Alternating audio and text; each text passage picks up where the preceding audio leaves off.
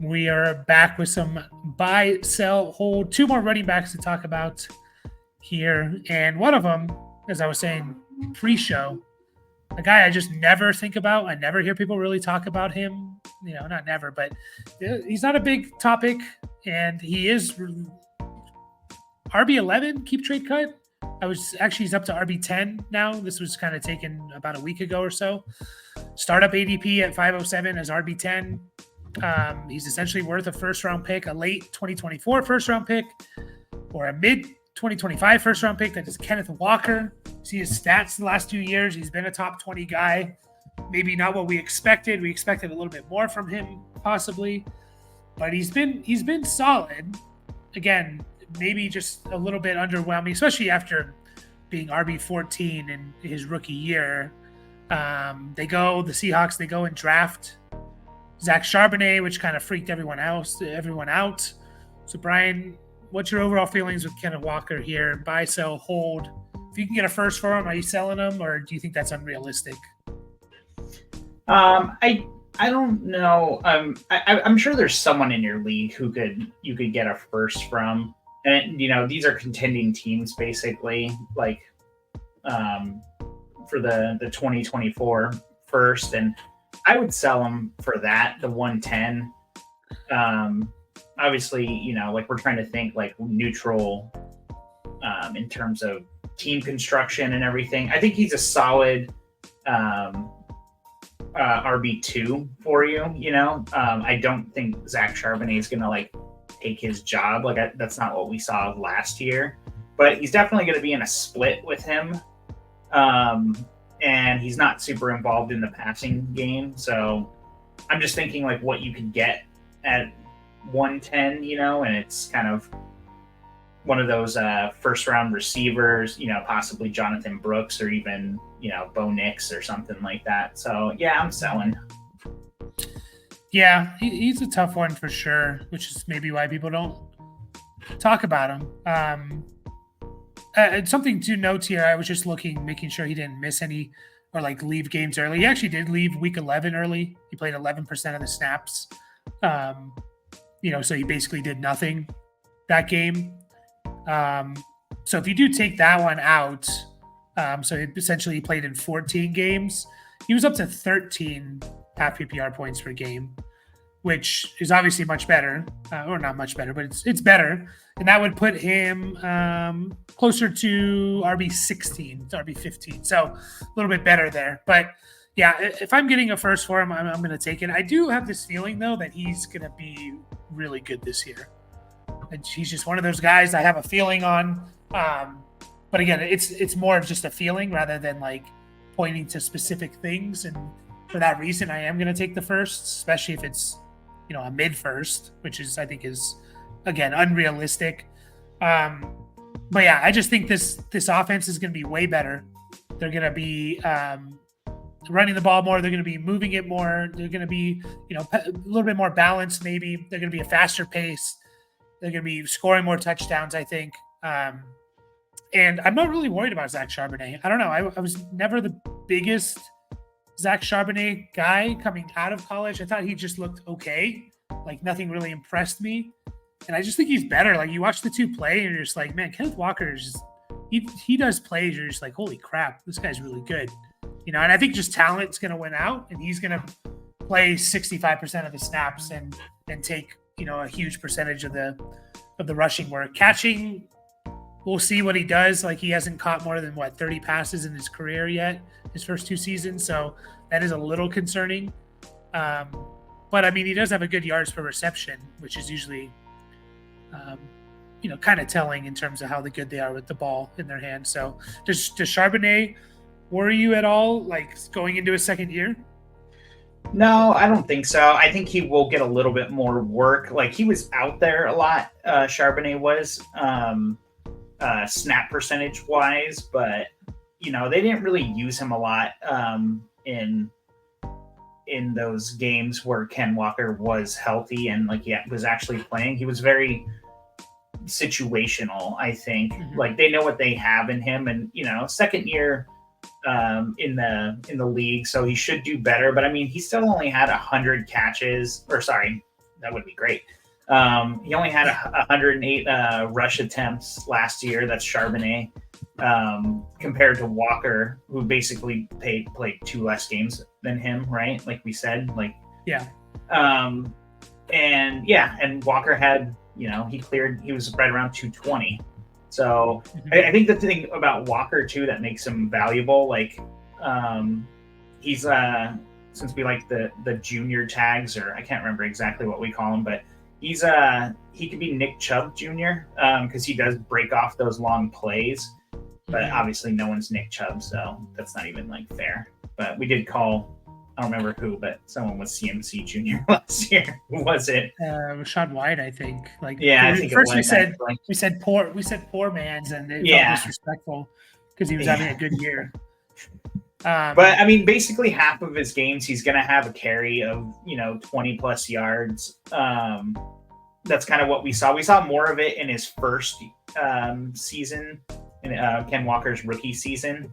But I do think that that's a big part of his game is breaking that stuff off. And, like similar to a guy we're going to talk about in the next video who's also on the Seahawks, he kind of has that as a part of his game too. So I think that they're good at scheming up that kind of stuff. The Seahawks are in general.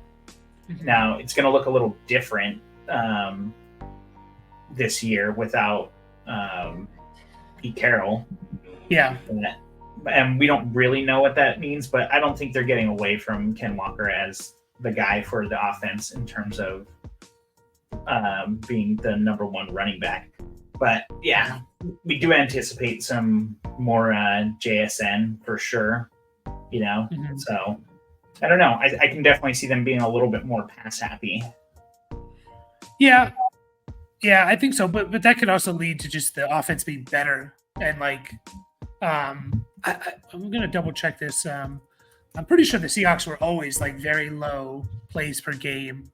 They're pretty like slow paced, or 32. They were 32nd last year, 58.5 plays per game. That was last. So even if they get to the middle, that's 8 more plays a game, which is significant. Yeah, like it's going to make a difference. And then 2022, Seattle was 22nd, 61.5. So they're definitely in the bottom third or even last. So I think it's going to be faster. Offense is going to be better. If it was Pete Carroll coming back, I'd be a little bit more worried about Charbonnet year 2. But now that you have, again, a whole new coaching staff in here, and that's not their guy, and neither is Kenneth Walker, but I think you're going to go with who's just better. And I just think all the metrics point to Kenneth Walker, the rushing grades on a lot of different sites, PFF and others. Like Kenneth Walker is one of the best in the league. His elusive rating, ability to break tackles is one of the best. His breakaway percentage is always one of the highest. So, and Charbonnet is always he's just not, at least year 1 wasn't that impressive. So, but I'd take any first for him. Would you take him or Jonathan Brooks? Like basically like the 2-0, someone offers you the 202, Jonathan Brooks is sitting there. Would you do that and trade Kenneth Walker and get Jonathan Brooks, or do you just not feel like it's enough? I mean, again, that kind of comes down to team construction, right? Like if you're trying to get young, even though Ken Walker is not, he's only going into his 3rd year, but he does not have. 23. What's that? Yeah, only 23. Yeah, so it's not necessarily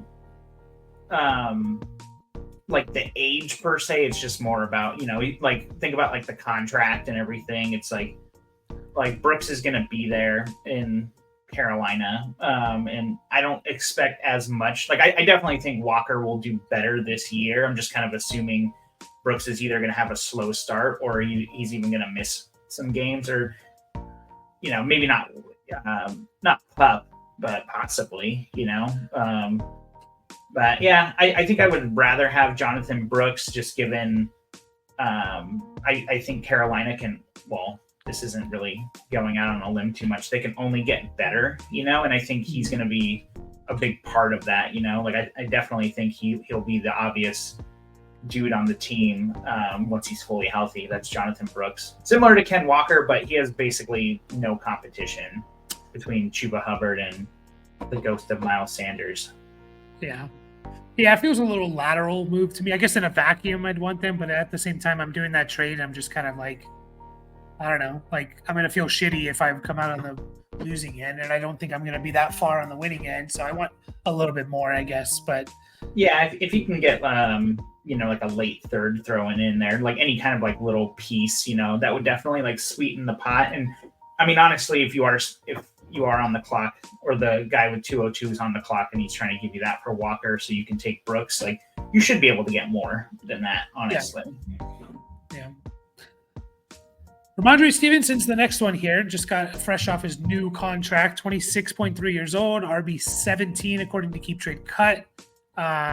We're funny people in our Dynasty community, because why did we not like Rhamondre? He's on the Patriots and he sucked last year.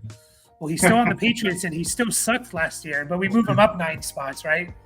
Because he got a contract. Now, I get it. It shows the team has confidence in him, so I guess you can make that argument. But it is funny that we bump him up like 9 spots from when you're ranked at the 26. That's pretty significant, like 26 to 17.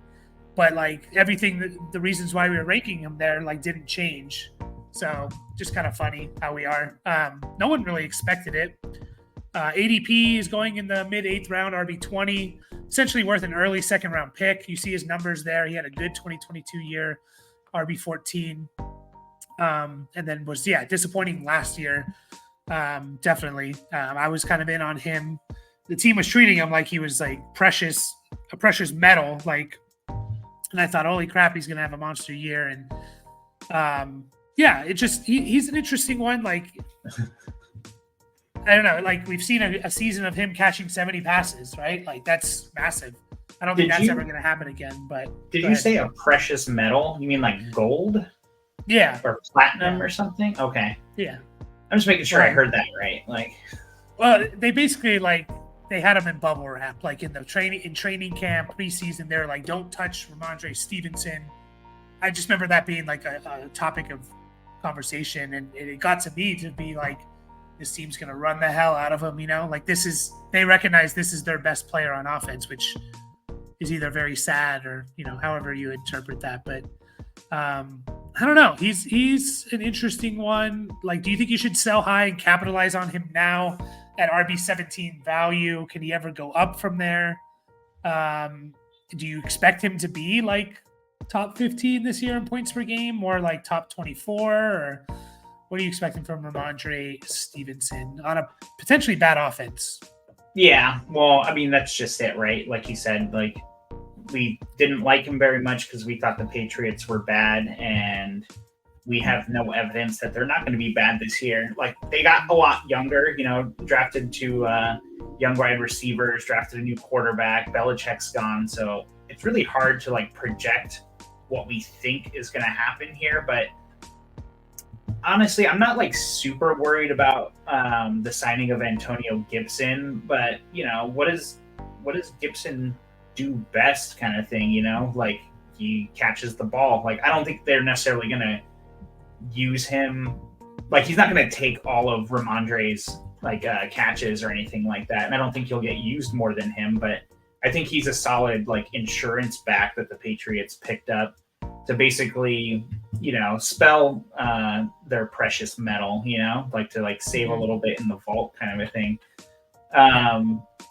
And there is something to be said about that, like as far as like they were treating him that way because it just wasn't happening last year. They kind of already had plans for the future. Like there was, there's like talks going on in the background about like, all right, like this season is toast. Mac Jones, sorry, dude, like you're not it, kind of a thing. Yeah. And so I think they were already thinking about this year, last year. And so, and the contract is great. I do think it's a great time to capitalize on him.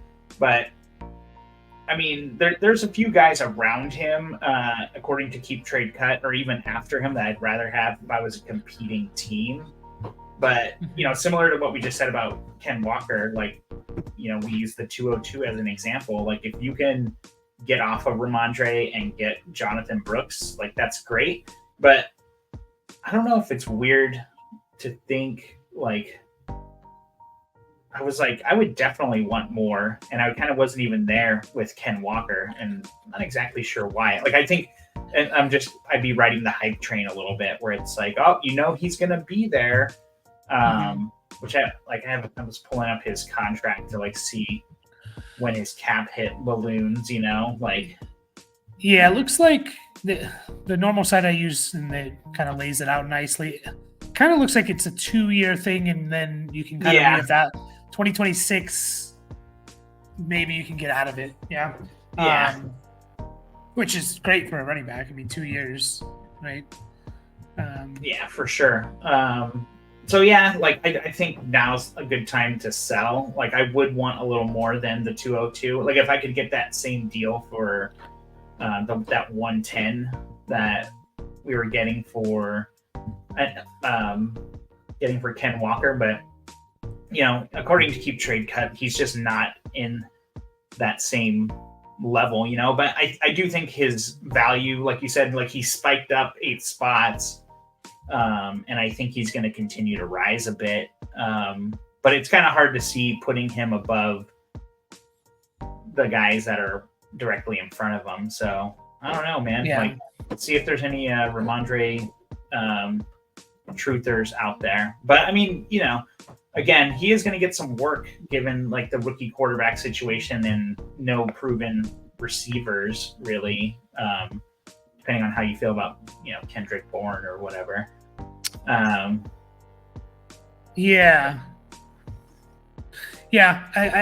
get like PTSD of like Miles Sanders, running back gets big contract, no one expected, and goes to a shitty team, and then is nothing. And he's what Miles Sanders had to have been in this range last year, going into the year. I'm just gonna double check that. Okay, he's more like a top 24, closer to that. And now he's RB 80. Like that's how easy it falls off. Like, so I think I would sell for this. That being said, I could easily see Rhamondre having a top 20-ish, maybe top 15 per game if guys get hurt. I don't know, but yeah, I agree. Like the catches, I don't think are going to be there. Maybe he'll probably get 30 to 40, right? I don't think the touchdowns are going to be there. So like you kind of need one of those to sneak into that top, difference making kind of stuff. Like you need to either catch 60 balls or have 10 touchdowns. I just don't think he's going to do either. And so like, okay, nice. He'll have 1,100 yards or something rushing, but it just doesn't feel like true difference making stuff. Yeah. Yeah, I agree. And I mean, at least unlike Miles Sanders, he didn't change teams, but in a way he stayed in the same place. And we got to imagine this team's going to be different. They can't just do what they did last year. And like we said, like there's a lot of new offensive weapons, new head coach and everything. So essentially he kind of did change teams, but they did say they want him by paying him. So I guess we'll have to wait and see. I could definitely see his value going up through the season. So in that sense too, like if you did end up with the 202, like via trade or something like that, and you can get Rhamondre for that if you're a contending team, I don't really mind that either. Yeah. Fair enough. But I think that's it for these two. Kenneth Walker, Rhamondre Stevenson. 2 interesting players. We'll be back talking about some wide receivers in the next video, some buy, sell, hold. We'll catch you guys. Rhamondre Palladium Stevenson. Fresh as metal.